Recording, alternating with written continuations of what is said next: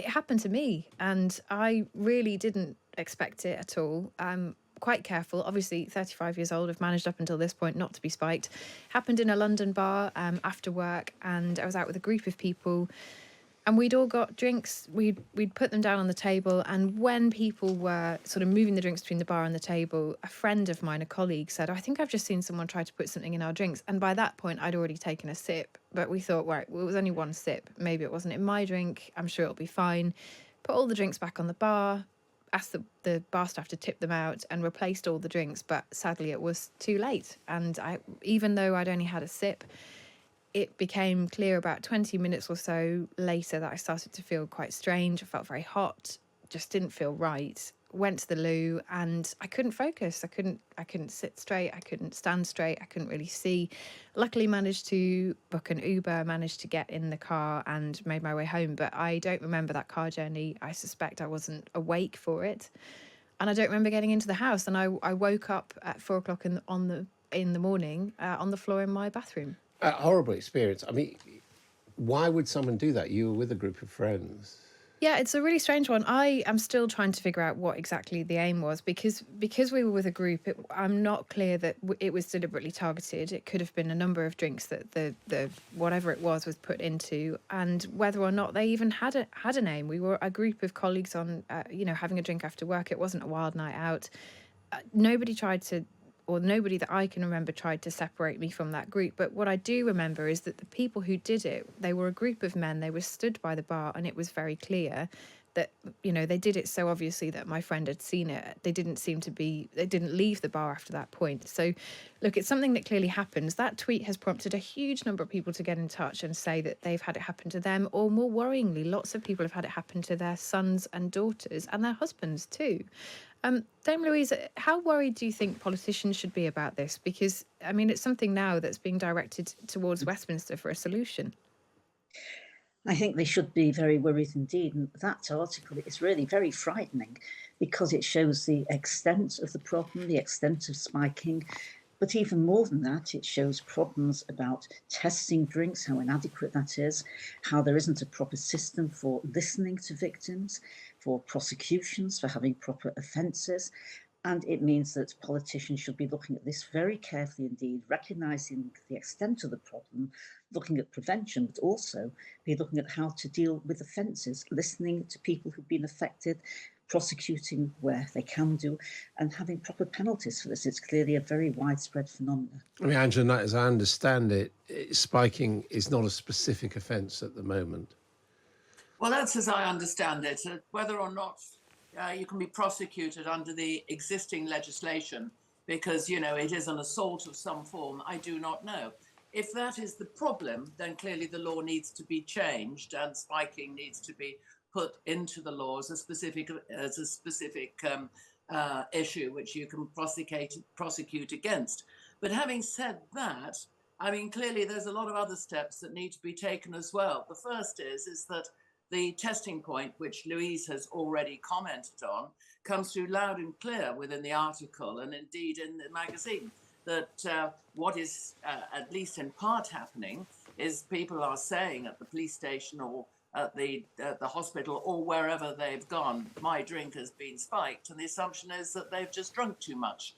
And so there is therefore something that needs to be done which isn't inside the law, about which isn't requiring a law change, which is about highlighting, first of all, that this is becoming an increasing problem. I must say, I didn't know it was becoming an increasing problem. That secondly, people should take it seriously. Testing should be made available. And I think I'd also say, and I suppose this comes back to almost a question from me to Kate, and that is that, as you said, Kate, you're out with friends. Well, I would have thought that a friend could have taken you home, but maybe that is, again, something else that is all about just making people very, very aware that there is something going on, which means that some people, whether they think it clever or funny or they've got far worse intentions, are spiking drinks. And if you think you've been spiked, get your friend, go and get tested, and then go with your friend home. Now, so Kate, I wondered if you could answer the question, did any of your friends give you a hand, or did you just sort of think, oh, I better go home on my own. Yeah, it was a bit of a funny one because it was with work colleagues. I knew that something wasn't right, and I just knew I had to get out. So yes, one of my colleagues helped me into the Uber, and I had a huge big backpack, and she made sure that I got in okay. And I'd said to her, I don't feel great, but I hadn't said then, I think maybe this has happened. And I think the next day we both put it together. There is a sense of embarrassment about it, and I think there's also a sense of, will people believe me, or will people think maybe I've just had too much to drink? I mean, that was our first drink. I knew that I hadn't had any alcohol that day. But I think in a lot of cases, and what really shocked me about this article is that the sort of normality for lots of young women and men going out now, talking about how they have had this happen to them a number of times, but also the feeling that, oh, well, I'll just shrug it off because no one's going to believe that I'm not drunk. And actually, there are really clear examples in Megan's reporting of people's parents reporting their children have been spiked and not being believed, thinking that these young people are just drunk. Even in hospitals, treatment by NHS staff who've said, oh, he just needs to sleep it off. And that clearly is not acceptable. And Kate, there is a problem about testing, isn't there? That the hospitals say they can't do it, the police have to do it, and the police don't want to do it. Is that what? Well, that's what in this article, again, it goes back to this, where's the responsibility? Because you need to try and test somebody as quickly as you can. Some of these drugs can leave the system within 12 hours. And obviously, if you're feeling very, very unwell, you can't move, you don't want to go out to the police station. There is a debate about whether it should be, you should go straight to the police station or whether you should expect the hospital to take the samples. And I think that is something that could be looked at further. Yeah, I mean, that can be clarified quickly. I'm also reminded that in some pubs in London, you go into the ladies' loo and there's a sign on the wall which says this is the number to ring if you're feeling uncertain or harassed or whatever. I probably haven't got the words quite right. And you ring this number, and interesting, you say, it's Angela. Well, it isn't me, but you know what I mean. You're given that name.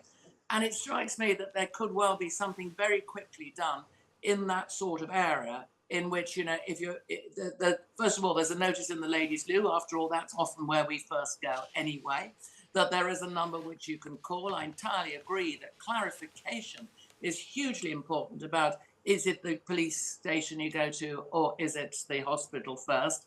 And the more there is publicity given to this matter, and I congratulate the Times for this report, and indeed, the very detailed article that there is in the Colour magazine, the more that it can be highlighted, the better. So as you rightly say, Kate, you don't feel sort of embarrassed and I can't say anything because, people think that I'm funny, because it's known then that we have got something of, I don't know whether I call it an epidemic or not, but certainly spiking is happening very significantly in the country. Yeah, and I would urge people, if you are listening to this and you've had an experience like that, do go on the Times' website. You can find the article online, and there is a box at the bottom of that article to add your own experiences so that we can get some kind of idea of what exactly is happening here.